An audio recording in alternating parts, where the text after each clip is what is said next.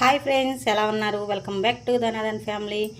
ఈరోజు అయితే chicken curry చేస్తున్నాను. ఎప్పుడు ఒకేలాగా కాకుండా కొత్తగా కొంచెం వెరైటీగా చేసుకోవాలంటే ఇలా ట్రై చేయండి, చాలా బాగుంటుంది. ఇక్కడ వచ్చేసి నేను 1/2 kg చికెన్కి 2 మీడియం సైజు ఆనియన్స్, ఒక 2 పచ్చిమిర్చి, ఒకటి టమాటా తీసుకున్నాను, అల్లం వెల్లుల్లి పేస్టు. దీనికి గ్రేవీ కోసం మసాలా అయితే నేను తయారు చేశాను.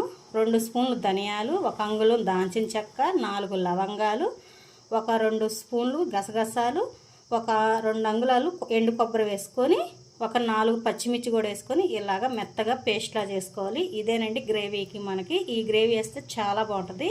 దీన్ని ఎలా చేసుకోవాలో చూసేద్దాము.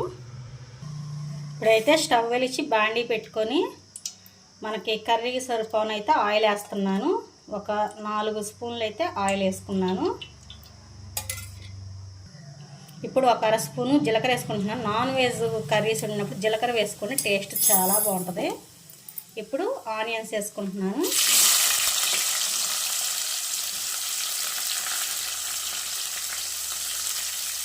ఆనియన్స్ మనకి కలర్ మారేదాకా ఫ్రై చేసుకోవాలి. ఆనియన్స్ ఈ కలర్ వచ్చేసినాయి. ఇప్పుడు టమాటా వేసుకుందాం. అల్లం వెల్లుల్లి పేస్ట్ వేస్తున్నాను. 1 స్పూన్ వేసాను. ఒకసారి కలుపుకుందాం. ఇప్పుడు మనం ముందుగా పట్టుకున్న పేస్ట్ ఉంది కదా, అదైతే వేసుకుందాం.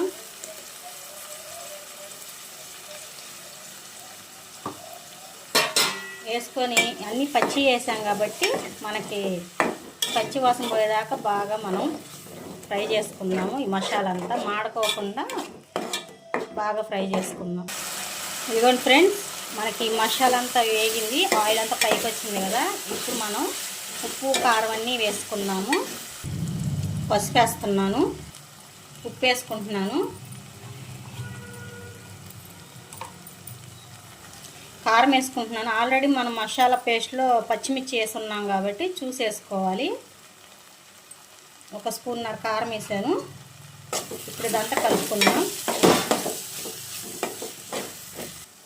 కొత్తిమీర కొంచెం వేసుకుంటున్నాను. ఒకసారి కలుపుకుందాం. ఇప్పుడు ఈ మసాలా మొత్తం చక్కగా మనకు బాగా వేగి ఆయిల్ అంతా పైకి వచ్చేసింది కదా. ఇప్పుడు చికెన్ యాడ్ చేసుకుందాము. నేను చికెన్ అయితే వేస్తున్నాను.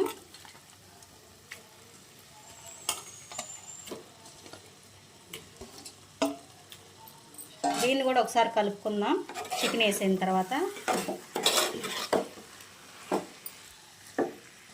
చికెన్ అయితే కలిపేసాను. మూత పెట్టుకొని ఉడికించుకుందాము.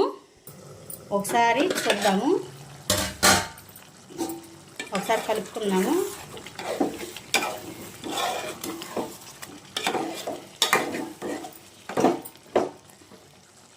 ఇప్పుడు చిన్న గ్లాస్ వాటర్ అయితే వేసుకుందాం. చికెన్ ఉడకాలి కాబట్టి కొంచెం వాటర్ వేసుకొని ఒకసారి కలుపుకొని బాగా చికెను బాగా ఉడకాలి.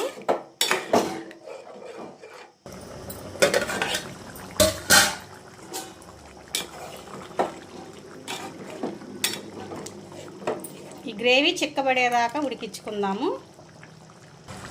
ఇదిగోండి, ఆయిల్ అంతా పైకి వచ్చేసింది కదా. చికెన్ అయితే బాగా ఉడికింది, కొంచెం ఇలా ఉడికింది కదా. ఇప్పుడు లాస్ట్లో గరం మసాలా అయితే వేసుకున్నాము.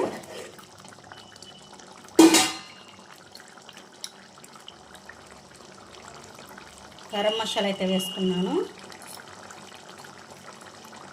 కొంచెం కొత్తిమీర కూడా వేసుకుందాం.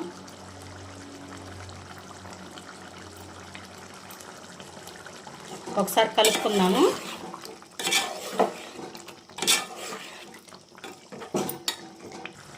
అంతే ఫ్రెండ్స్, చికెన్ గ్రేవీ కర్రీ అయితే రెడీ అయింది. కొత్తగా వెరైటీగా ఎప్పుడు లాగా కాకోకుండా ఇలాగా డిఫరెంట్గా చేసుకోవాలంటే ఇలా ఒకసారి ట్రై చేయండి, చాలా బాగుంటుంది. ఈ వీడియో కనుక మీకు నచ్చింది అనుకుంటున్నాను. నచ్చితే కనుక లైక్ చేయండి, షేర్ చేయండి, సబ్స్క్రైబ్ చేసుకోండి. ఇంకొక రెసిపీ వీడియోలో మళ్ళీ కలుద్దాం. Bye friends.